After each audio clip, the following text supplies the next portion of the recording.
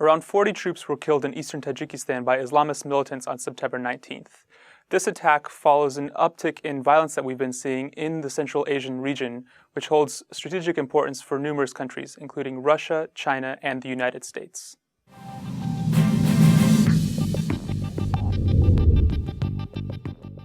To provide context for these attacks that we've been seeing in Tajikistan, one really needs to understand the broader location of these attacks, and that is focused on the Fergana Valley.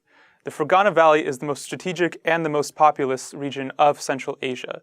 This is where the most economic and agricultural productivity can be found in the region, and that's where the majority of the population is. What makes the Fergana Valley unique is that it actually is not controlled by one country in the region, but by several. You have Uzbekistan, Kyrgyzstan, and now Tajikistan, who has some element of control and holds some territory of the Fergana Valley. The reason that these three countries hold this territory is because Joseph Stalin carved up the region to make sure that no one single power can gain control of this territory and possibly spread into Russia proper. Stalin created borders in this region which have fostered some tensions because the borders don't correspond to the ethnic distribution of these countries. Adding to that, you actually have mountainous territory that surrounds the Fergana Valley, which is where a lot of militants have been able to seek refuge and pose a security problem for the states that hold the Fergana Valley.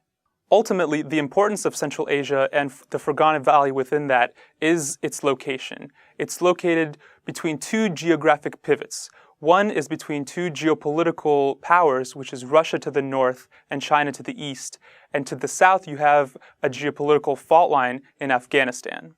The strategic location of Central Asia also draws in another power, which is the United States.